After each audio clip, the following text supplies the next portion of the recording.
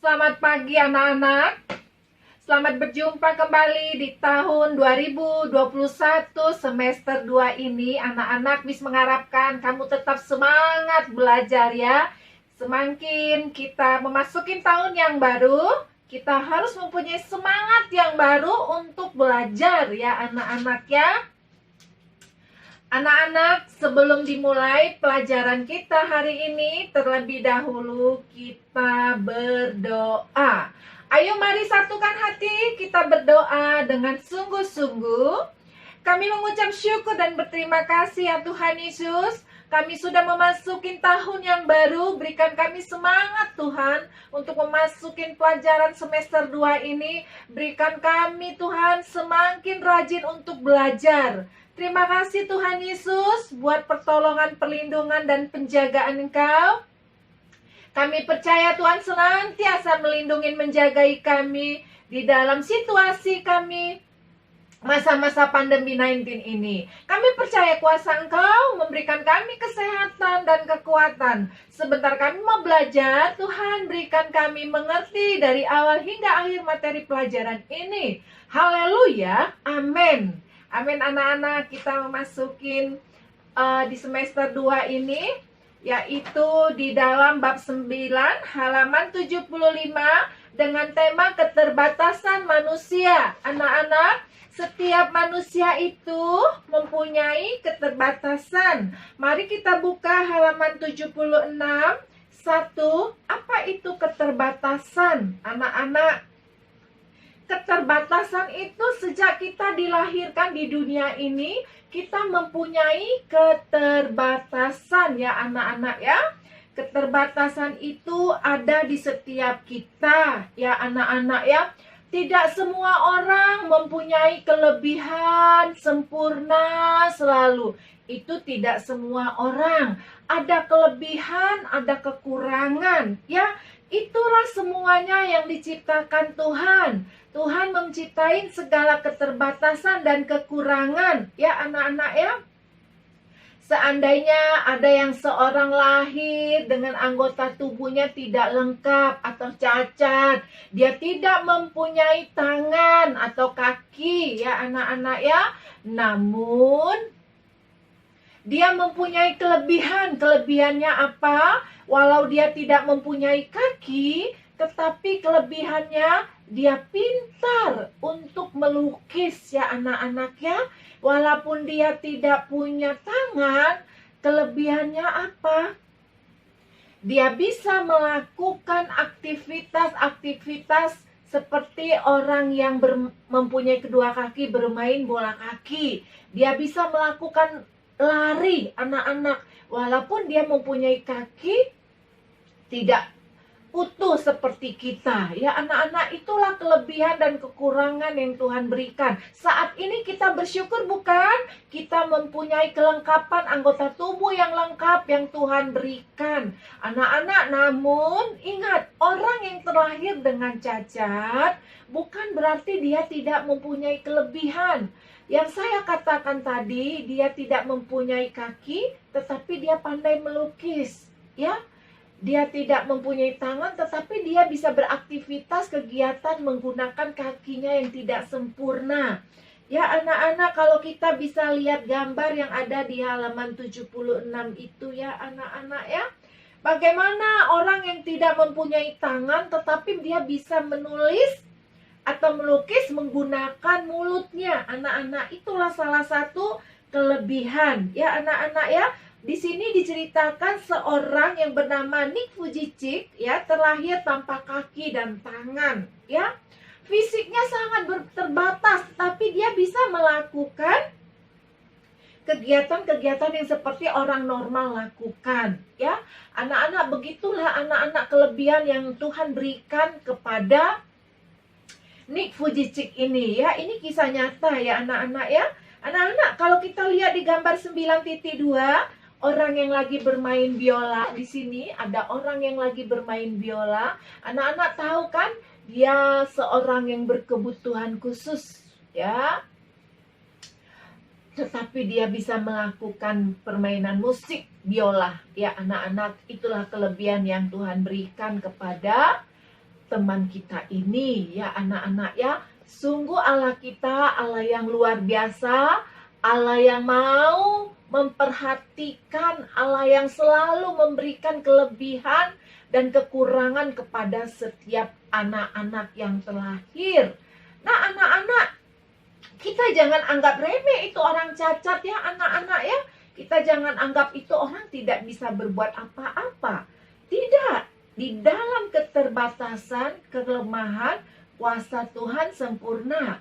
Ya, anak-anak, ketidakmampuan manusia secara fisik itu dalam bidang tertentu. Ya, anak-anak keterbatasannya itu juga tidak mengurangi anugerah Allah. Maksudnya begini, jika dia mempunyai kekurangan, ya berarti Allah tidak sayang sama dia. Bukan. Semua kita yang diciptakan Allah, Tuhan menciptakan kita ini anak-anak dengan segala kapasitas keterbatasan sama di hadapan Allah. Tidak ada bedanya. Kasih Allah itu tidak membanding-bandingkan. Allah hanya menyayangin atau memberkatin orang yang sehat, bukan. Tetapi Allah sangat mengasihi semua orang tanpa ada perbedaan. 2. Keterbatasan adalah anugerah. Mengapa keterbatasan itu adalah anugerah? Anak-anak, di sini ada cerita Musa. Dulu anak-anak ya, kita tahu bagaimana Allah menunjuk Musa sebagai pemimpin bagi bangsa Israel. Ya anak-anak ya, Musa yang tidak pandai berbicara, itu adalah keterbatasan Musa. Tetapi Allah ini memampukan karena Allah berkuasa atas tubuh kita karena kita ciptaannya ya. Untuk itu Allah anugerahkan kelebihan keberanian bagi Musa untuk berbicara. Nah, suatu saat Musa ini sudah tua. Anak-anak tahu kan kalau sudah tua, mungkin kita punya kungkung atau punya opa atau kakek nenek. Kalau semakin tua semakin daya tahan tubuh lemah ya anak-anak ya. Begitu juga dengan Musa. Nah, ketika Musa sudah tua, tubuhnya lemah. Waktu memimpin bangsa Israel memerangi bangsa Amalek, anak-anak di sini dia dibantu karena Musa tidak kuat lagi mengangkat tongkat di tangan kanannya. Ya, tubuhnya semakin lemah, tangannya tidak kuat untuk mengangkat tongkat. Ya, anak-anak, lalu Harun dan Hur membantu Musa untuk mengangkat tongkat itu karena Musa tidak kuat. Nah, ini adalah keterbatasan Musa. Ya, akhirnya Musa bergantung pada pertolongan orang lain. Nah, anak-anak ingat ya, keterbatasan Musa ini ketika usianya sudah tua tidak kuat mengangkat tongkat untuk berperang melawan bangsa Amalek. Nah, anak-anak. Nah, sehingga kemenangan atas bangsa orang Amalek ini adalah kemenangan bangsa, bukan kemenangan Musa seorang diri karena dibantu. Nah, begitu juga dengan cerita Raja Daud yang ada di buku kita ini, anak-anak. Raja Daud ini sangat baik hati. Anak-anak, dia yang taat kepada Tuhan. Suatu saat dia membantu Mephiboset. Mephiboset ini adalah keluarga dari Raja Saul yang cacat kakinya. Mengapa Daud membantu Mephiboset yang kakinya cacat ini? Karena Raja Daud sangat tahu persis bahwa Mephiboset adalah anak dari keluarga Raja Saul. Untuk itu Raja Daud sangat baik hati mengambil Mephiboset untuk tinggal di istananya. Jadi semua keperluan Mephiboset itu dilayanin oleh seluruh kerajaan yang ada di bawah naungan Raja Daud. Nah, anak-anak, kalau kita cerita kembali lagi tentang Musa, Musa semakin tua semakin tidak bisa lagi untuk mengurus bangsa Israel. Ya, anak-anak ya.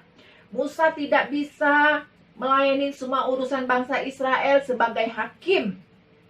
Seorang diri tidak bisa mengatasinya itu. Anak-anak, inilah keterbatasannya Musa.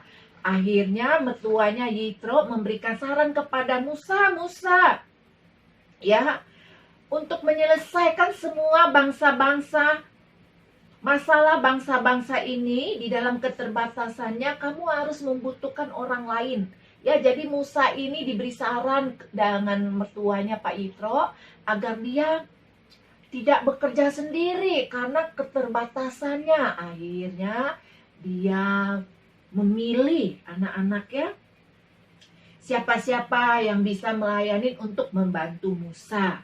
Nah, anak-anak, inilah keterbatasan-keterbatasan yang kita pelajarin. Keterbatasan itu sudah ada, anugerah.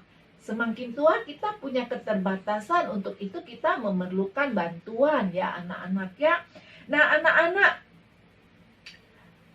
Yesus mengajar banyak orang. Pada waktu Yesus mengajar banyak orang, banyak sekali orang ingin disembuhkan. Banyak sekali orang yang tidak bisa berjalan, minta disembuhkan. Menemui Yesus susah sekali karena dia lumpuh. Otomatis dalam keterbatasan kaki yang tidak bisa berjalan, orang yang lumpuh memohon bantu keluarganya agar diangkat untuk menemui Yesus agar terjadi kesembuhan. Nah, banyak sekali keterbatasan-keterbatasan anak-anak ya, yang orang minta memohon kesembuhan kepada Yesus ya. Orang buta, orang lumpuh, semua itu membutuhkan pertolongan agar mereka bisa menemui Yesus, anak-anak. Nah, disinilah anak-anak, kalau keterbatasan itu adalah anugerah agar orang berharap kepada Yesus. Kalau kita tidak punya keterbatasan, mungkin hidup kita tenang, senang saja. Tetapi mengapa Yesus menciptakan kelebihan dan kekurangan? Agar kita bersandar, bergantung kepada Tuhan. Ya, anak-anak, kita harus menerima segala kekurangan, keterbatasan, karena itu pemberian Allah. Ya, anak-anak, semua kita harus menerima. Setiap orang harus menerima keterbatasannya. Karena setiap orang itu mempunyai keterbatasan yang berbeda-beda. Tidak ada anak-anak kita lahirnya sempurna. Semua kita mempunyai keterbatasan, karena keterbatasan adalah anugerah Tuhan. Agar manusia itu hidup bergantung pada kuasa Allah. Ya, agar manusia itu saling melengkapi dengan sesama. Kalau ada teman kita yang tidak bisa berjalan, seumpama teman sekolah karena dia jatuh, jadi kakinya kurang sempurna berjalannya, dalam keadaan sakit, kita bantu karena membutuhkan pertolongan kita, saling membantu. Nah, anak-anak, itulah yang dinamakan keterbatasan manusia. Anak-anak masih ingat kan di dalam Keluaran 4 ayat 10, ketika Allah memerintahkan Musa untuk menjadi pemimpin bangsa Israel. Musa ini kurang pintar bicara, tetapi karena kuasa Allah, ya, dia jadi pandai berbicara. Ya, anak-anak, banyak sekali ayat-ayat yang kita lihat pertolongan Tuhan, kuasa Tuhan, ya, yang membantu setiap orang yang berharap kepada Tuhan. Seperti di Mazmur 144 ayat 1 dari Daud, "Terpujilah Tuhan gunung batuku, yang mengajar tanganku untuk bertempur dan jari-jariku untuk berperang." Nah, anak-anak, ini Daud ini berperang bukan karena diajarin perang sama Tuhan. Bukan dilatih sama Tuhan untuk berperang. Semua oleh karena kuasa Tuhan. Kalau Tuhan sudah berkuasa atas siapapun juga, pasti kita akan dimenangkan. Ya, anak-anak ya. Nah, anak-anak, kuasa Tuhan itu tuh tidak pernah terbatas. Ya, seperti Musa dan Daud, ya, bukan karena kehebatannya, tetapi itu adalah kuasa Tuhan. Ya, kenapa Tuhan berkuasa atas mereka? Karena mereka taat akan perintah Tuhan. Nah, ada lagi anak-anak ya. Anak-anak masih ingat bagaimana Daud dulu melawan Goliat. Goliat itu pakaiannya lengkap. Begitu dia melihat Daud, menganggap remeh. Daud tuh kecil, tidak ada apa-apanya. Goliat mempunyai pakaian yang lengkap, yang utuh, mahal sekali alat berperangnya. Tetapi Daud ini mengandalkan Tuhan. Ya, kalau Goliat penuh dengan kesombongannya. Ya, kalah Goliat karena sombong. Pakaian dia katakan, ini pakaian saya mahal, belinya mahal, semua alat dari atas kepala sampai kaki Goliat itu peralatan lengkap semua luar biasa. Tetapi Daud yang kecil, sampai keluarga Daud katakan, kamu pasti kalah karena kamu berani sekali. Kamu kecil, tidak memakai pakaian peralatan perang. Tidak memakai, tapi Daud mempunyai iman kepada Tuhan. Dan Tuhanlah yang berperang melawan Goliat. Akhirnya Daud menang. Ya, Daud menang karena dia mengandalkan Tuhan, bukan seperti Goliat yang menyombongkan diri atas pakaiannya. Begitu juga anak-anak dengan kita sebagai siswa di sekolah, anak-anak.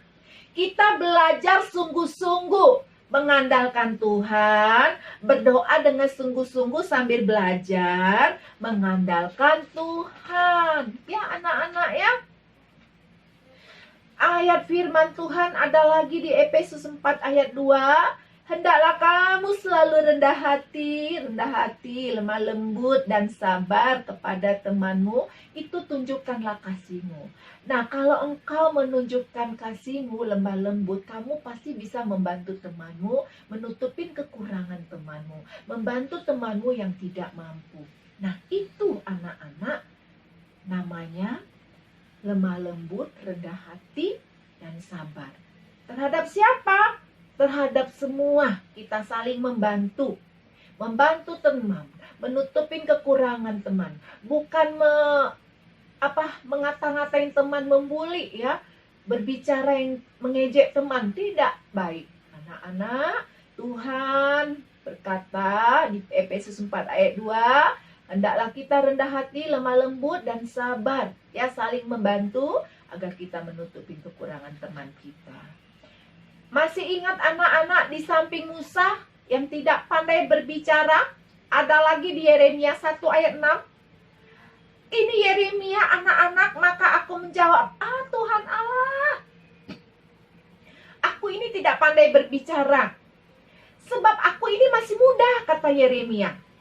Ya, kenapa dia berkata begini seperti ini? Karena dia menolak ketika Allah menyampaikan kepada Yeremia menjadi pemimpin. Sama seperti Musa. Musa menolak karena tidak pandai berbicara. Tetapi Tuhan tahu keterbatasan Yeremia. Ya anak-anak ya.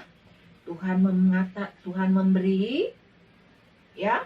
Tuhan yang mengetahui keterbatasan Yeremia, dan Yeremia percaya bahwa Tuhan mengatasi keterbatasannya. Mengatasi keterbatasan Musa dengan cara apa? Diberi kuasa agar Yeremia bisa bicara. Ya anak-anak, untuk itulah anak-anak, mengapa Tuhan menciptakan manusia serupa dengan gambar dan rupa Allah? Artinya agar kita memiliki sifat-sifat Allah yang murah hati, yang lemah lembut, yang mengasihi. Ya anak-anak, itulah makanya kita diciptakan serupa gambar dan rupa Allah. Artinya kita harus memiliki sifat-sifat Allah. Sifat-sifat Allah itu apa? Sifat-sifat Allah itu penuh kasih, suka mengampuni, mau menolong. Nah, anak-anak, satu lagi Amsal 3 ayat 5, kita harus percaya kepada Tuhan dengan segenap hatimu dan jangan bersandar kepada pengertianmu sendiri. Maksud ayat ini adalah anak-anak, kita tidak boleh bersandar kepada pemikiran pengertian kita sendiri. Harus segala rencana kita, seandainya kita mempunyai rencana apa, cita-cita kita apa, kita bawa dalam doa agar Tuhan beri yang terbaik. Bukan karena aku pintar pasti tercapai cita-citaku. Tidak anak-anak. Kita tidak boleh bersandar kepada pengertian kita, tetapi kita bersandar kepada Tuhan. Ya anak-anak ya. Kita bersandar kepada Tuhan yang memberikan jalan keluar bagi kita. Nah, inilah anak-anak materi bab 9 ini,